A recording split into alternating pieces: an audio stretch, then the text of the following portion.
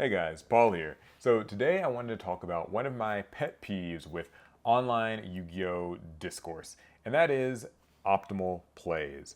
So what I mean by this is basically whenever, somebody posts a deck profile or there's like a duel or something that's posted online and people will sort of criticize it because somebody didn't play the optimal card or make the optimal combo or something in this particular situation. And this is obviously something that you kind of open yourself up to whenever it's like the internet, right? If you post a profile or, like there's a duel that's like in video form or on a live stream or whatever, you're posting a replay, yeah, like people are going to watch it and they're going to critique it. And that's just kind of how it goes. So I'm going to just approach it from the fact that, like, yes, I know this isn't something that like should magically disappear, but more so, basically what I want to say about it is I think too many players sort of find themselves almost limited by this desire to strictly do or play the optimal option or deck or play or card. So, for instance, sometimes I'll be on Reddit or even on certain Discord servers where people will be like, hey, like I want to build a certain deck, right? It might just be some, underrated archetype, or it might be something kind of creative, like this sort of hybrid of two or three different archetypes. And you'll get people who say things like, okay, well, why would you play that archetype? It sucks. It's bad. Why don't you just play X instead? Or also, like, why play this engine? It's bricky. It sucks. It's bad. Why not just play X or whatever instead? Or also, just somebody maybe wants to experiment with, like, some interesting tech cards in their deck, right? Maybe a different hand trap lineup, maybe a different set of staples, maybe a quirky and, like, weird little, just, like, off the wall trap or spell that kind of, like, just throws people for a bit of a loop. Sometimes people will mess around with something like an enemy controller in a deck where you wouldn't expect to see it. Or sometimes somebody might like tech, some copy of, I don't know, there's actually a really good example I saw the other day that somebody was playing. Titanicider. That's this really good trap. Most people don't know about it. I saw somebody playing it at like locals one day and it was actually getting a lot of success. But anyway, it's besides the point. The point is though, is sometimes I'll see people play like interesting stuff and they'll like get a lot of criticism. Like, why are you playing this? This is bad. Don't build this. It's bad. And then it's weird because unlike the same sort of forums and places like this, you'll hear people talking about how like Yu-Gi-Oh is all about creative expression, skill expression. It's all about all these different decks that you can build and like people want, duels that are interactive and people want, all of this stuff. And so it's kind of weird, I guess, that and maybe these aren't the same people, but like you'll see people who kind of talk about like sing the praises of Yu-Gi-Oh's fun and diversity and like, all that, but then also are kind of like, no, you can only play it the one way. You can only play this engine the one way at this exact set of ratios. You can only play this deck because if you're not playing this deck, then what's the point? And to be clear, I know that when it comes to tournaments, it makes sense to learn optimal plays, learn optimal builds, and try to play as, sort of, well, optimally as you possibly can, right? If there's a line of play that will win you the game in a tournament, yeah, you should definitely take it. And you should certainly know whatever your deck's bread and butters are. How do you out certain situations and how do you, just sort of like deal with certain matchups? And there are oftentimes sort of the best practices ways of doing that stuff. However, I think that you as a Yu-Gi-Oh player miss out on so much opportunity to learn and even improve when you only see sort of like what is the optimal play, or at least what you've told is like the optimal way of playing this deck. So you guys know that I play a wide variety of different decks. Vanquish Soul is probably the one I'm most known for these days, but like I play loads of different decks.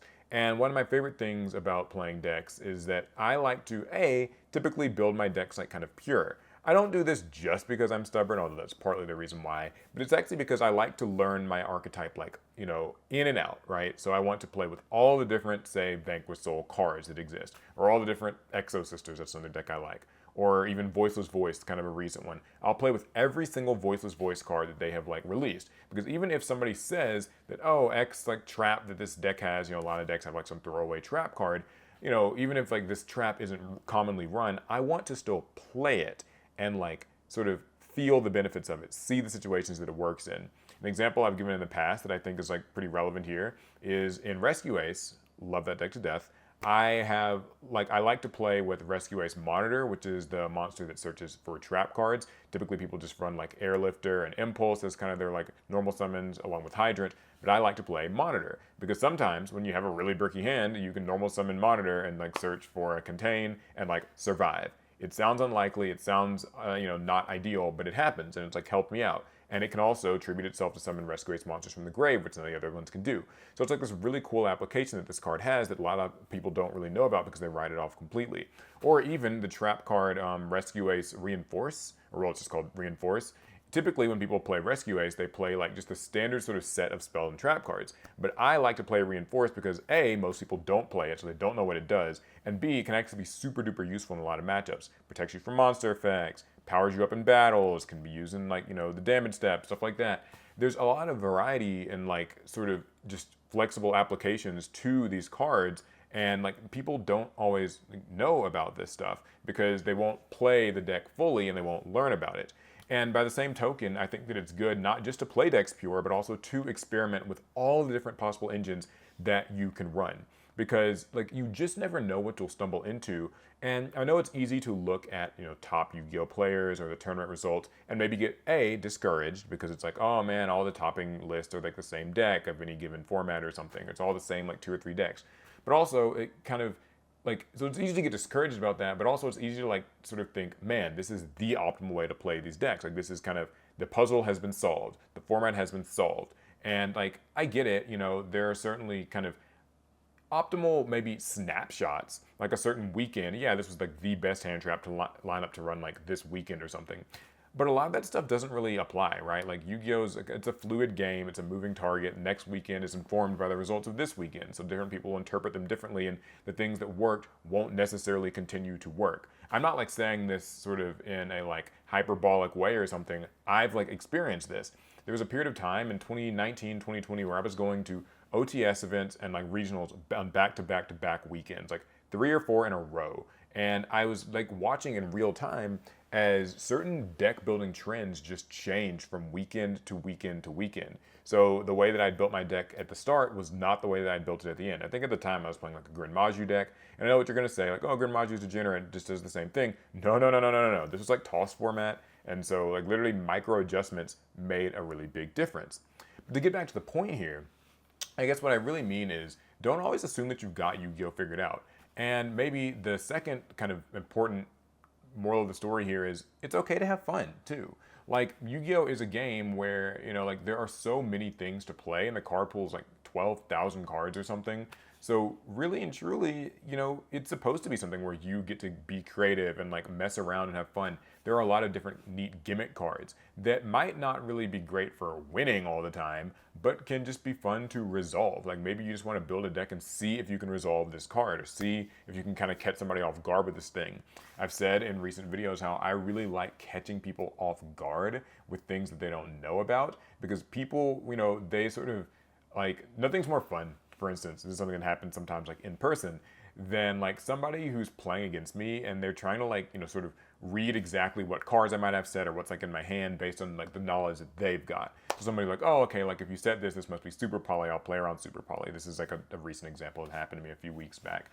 And it's kind of funny because I'm just like, oh yeah, like I'm literally not like running X card. Like Super Poly was just one example, but like there's plenty where somebody will kind of assume that you're running the standard thing, and then because you're not running the standard thing, you can catch them off guard and end up getting a win. And people will call it cheesy, or they'll call it like a gimmick or something like that. But like, no, I mean, I think that in a game that's as diverse as it is and has as many cards as it does, you should totally not be surprised when somebody pulls out something that you haven't seen before.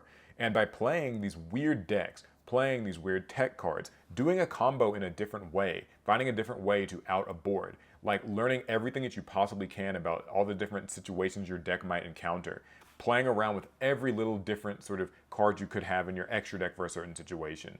Like, you will see the edgiest of edge cases and learn from it. And that is one of my favorite things really about just playing Yu-Gi-Oh! Is like seeing a situation, sometimes losing to a certain situation, and then like internalizing it, like, okay, I'll not lose this again because I've seen this weird thing happen. Or, pulling out a win completely out of my ass and then being like, man, I didn't think I could actually like out this one thing in this one way, but now that I know that like this is a way that I can do it, I'll never forget it.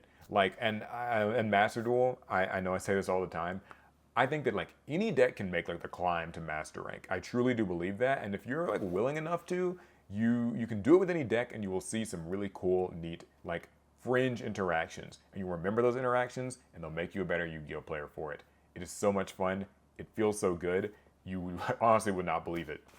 So anyway, I guess to wrap it up here, don't limit yourself by thinking that like the optimal way to play is the only way to play. Some people, play differently. They approach the game differently in their head and in terms of their deck building, in terms of their card choices.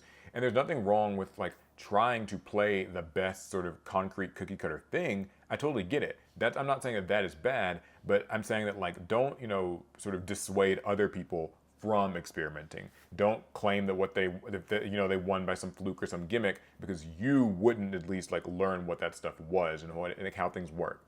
I'll also end on a slightly toxic take that I've got, which is that in my experience playing this game, and it's been quite a long time, the vast majority of people that you see online, like it's in some random forum, Facebook group, Discord server, Reddit, whatever, who are sort of claiming that something is bad or something is just objectively the worst decision or whatever, usually aren't actually all that great at Yu-Gi-Oh themselves. They usually don't actually have the accolades to back that up. They've heard it from somebody that does. They've seen it maybe in a video of someone like at a feature match and top 8 of a YCS, but they themselves don't actually know. They heard the opinion, they parroted the opinion, but I think that it's really important to kind of come to your own conclusion about how good a certain deck is, how good a certain card is, how, favorable or not a certain matchup is. Because only then do you really get to have that conversation of like, is this card worth running? Is this matchup beatable? Is this truly the best deck because it's the best deck, or is it just because someone told me it's the best deck?